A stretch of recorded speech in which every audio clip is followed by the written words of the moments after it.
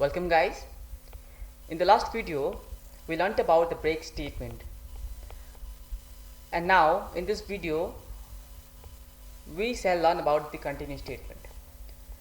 So as the break statement was very useful, here we have another one which is continue, which is also very important, and similar like break statement will also be using it in longer programs. So let us understand what it is. See, a situation where you want to skip the particular condition inside a loop and want to immediately bypass for the particular condition.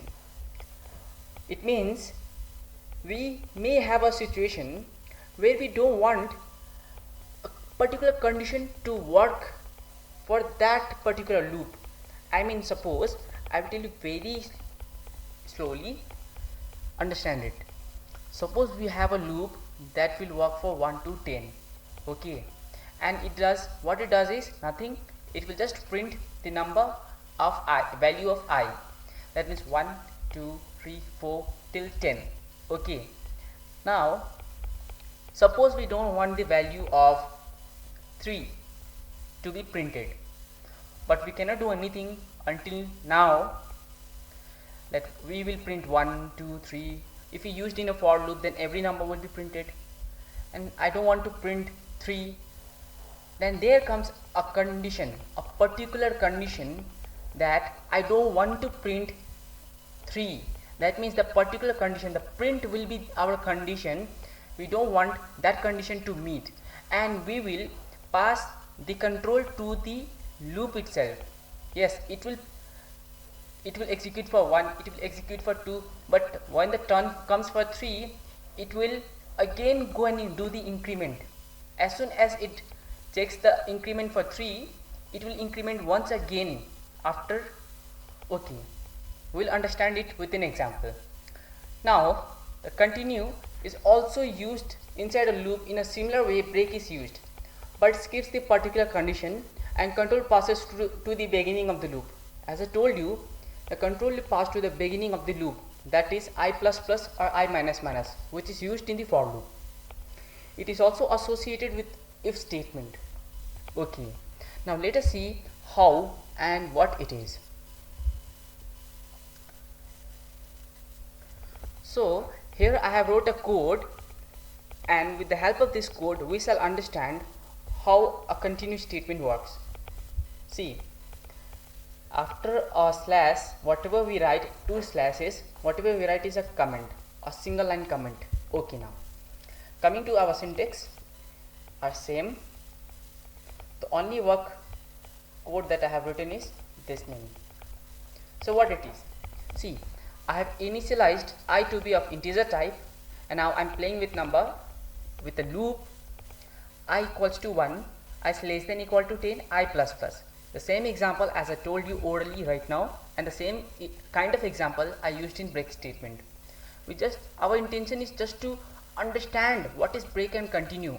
Its usage we will understand. We are understanding the usage also, but we'll understand in brief in the longer programs. But from here you will understand whatever we are required. See, the loop will start from 1. It will check the condition, yes it is true, then it will come inside this curly braces. Now I is not equal to 10, so it will skip this loop from here, and then print function will be in play. That means the value of I is printed, I and space, right. Now as soon as our last statement is executed, it will pass to this portion of the for loop, I plus plus. Now the I value is 2. Now 2 is less than equal to 2, 10, correct. So this statement will be executed. So first line deals with if statement. So again 2 is not equal to 8, so it will not be executed. Coming to the printf again, now I value was 2, after space 2 space.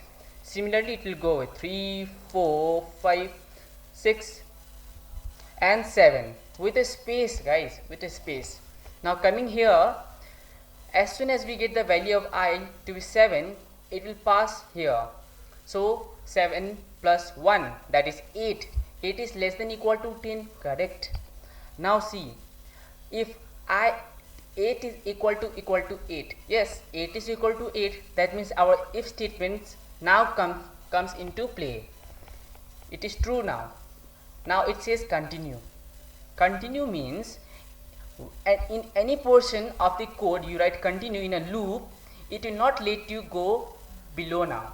You have to go and increment the value. Yes, that's what I use the term bypass and increment used in the for loop.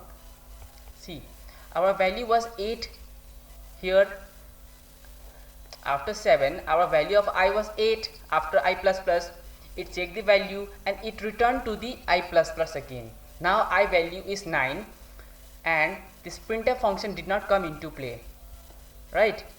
Now 9 is again not equal to 8, so again it will print 9. After 7 comes 9 space, again 10 will be printed. So this is how our continue statement works. That means it will skip a particular condition that we want to meet. It skipped the function of printf. So now later, okay, let's execute. Success, control F9. See, we did not get the value of 8. 1 2 3 4 5 6 7 9 and 10. Now see you in the next video.